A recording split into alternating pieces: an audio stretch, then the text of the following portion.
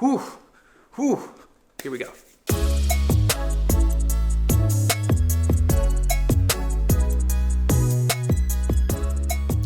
Hey guys, my name is Noah, and this is the Durgod Taurus Nebula K310 RGB mechanical keyboard. This is one hell of a keyboard from a lesser known brand that is slowly rising through the ranks of the mechanical keyboard scene. Let's get into it.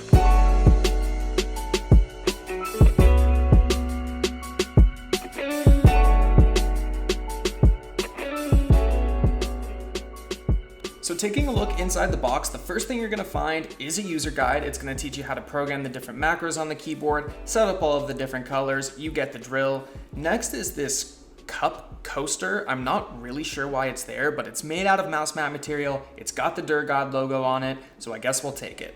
Next is the keyboard itself, but we'll get back to that in just a second.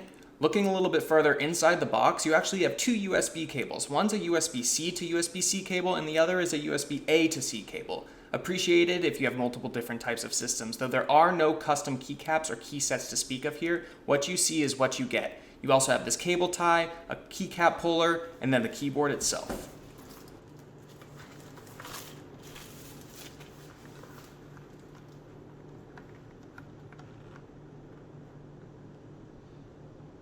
When I opened up the box, the very first thing I noticed was the build quality. The color is a graphite top plate with black double-shot PBT keycaps, and the legends are this nice non-gamer font, which I love. These are Cherry MX Brown switches, and the stabilizers are all factory lubed out of the box. The overall profile of this board is actually a lot lower than I thought it would be. And this board also has one of my favorite ergonomic features, which is this two-step adjustable kickstand. Also on the back of the board is a cable routing bar. And going one more time back to the front of the board, holding down the function key enables the media keys and also lights them up, which is a really nice touch. Okay, so with all of that out of the way, let's talk about the typing experience. This is easily one of my favorite mechanical keyboards to type on. Because of the low profile, solid build, and factory loop stabs, typing creates a nice solid thunk rather than feeling like a hollow, high-pitched noise.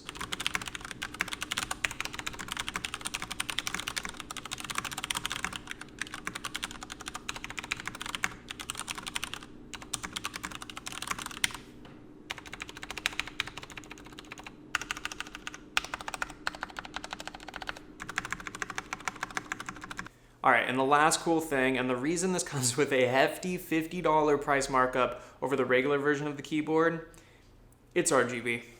The typical lighting effects are all here, and if that's important to you, which if you're paying an extra $50, better be, you're not going to be disappointed. It's easy to use, extremely customizable, and there's lots of profiles to choose from. You can cycle through the various lighting effects and colors all on the board using the function and print screen, screen lock, and pause keys. Additionally, you can adjust the brightness and speed of the effects on the board as well. If you want to get even deeper with the lighting, you can download the Zeus Engine software, which I actually like a lot. As far as RGB software goes, this is one of the better ones. You can customize in-depth whatever lighting effect you want, set up multiple profiles for each effect, or even set up custom per-key backlighting for designing your own board.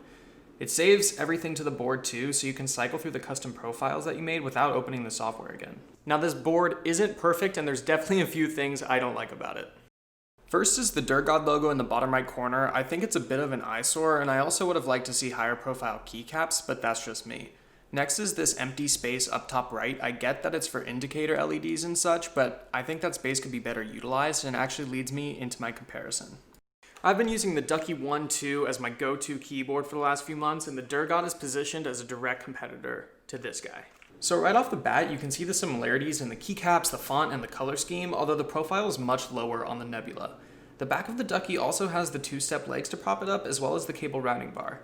On top of that, it utilizes the top corner space by adding dedicated media keys, which I think is just a better aesthetic and functional choice. The Ducky software doesn't let you program macros. That's actually done on the board, which is straightforward enough with the manual. And the selection of lighting effects aren't lacking in any way, but they're less comprehensive than the Nebula, which is just overflowing with features. The Ducky 1.2 does utilize profiles slightly differently and lets you have two full custom keyboard layouts. And it does have 3 LEDs in the spacebar, so if you are using a custom engraved keycap, it will light up the entire thing, which are its only real advantages on the lighting front. When it comes to build quality, I think the Durgod has the slight advantage just due to the color palette and the pre-loop stabilizers.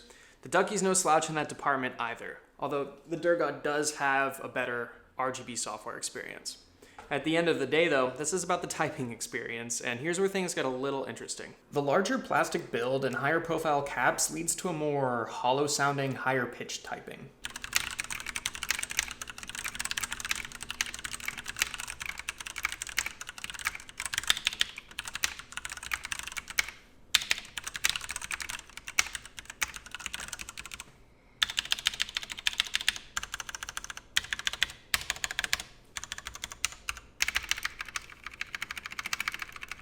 The Ducky's lack of pre-lubed switches and stabilizers on the bigger keys just makes the Durgod better in the sound department. Here's a little side-by-side so you know what I mean.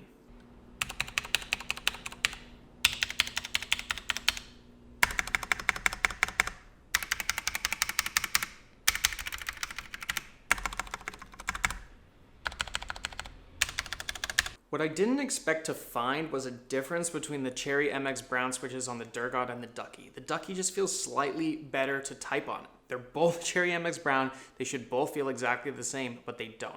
After doing a little bit of investigating on the mechanical keyboard subreddit, I did find that just different manufacturing batches of the MX switches could impact how tactile the feedback is on the MX Browns. This doesn't affect you if you want reds or blues, which they're both also available in. But for me, I really like that tactile feedback of the Browns, and the Ducky just does it better.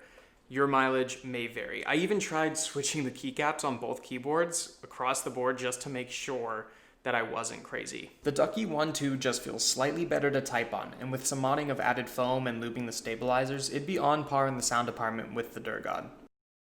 At the end of the day, I think the Ducky is just a slightly better buy, especially considering it has a $30 discount over the Durgod, though I will miss the epic lighting experience of the Durgod. That said, the build quality of the Durgod is still excellent, and the out-of-the-box typing experience is still excellent, so if you prefer lower profile, I would still go for it. You can't really go wrong either way here. Anyways, that's all for this review. Thanks so much for watching. This has actually been my first video, so if you have any feedback at all, please leave them in the comments below. Hit that like button, hit subscribe. More content's on the way. Thank you so much.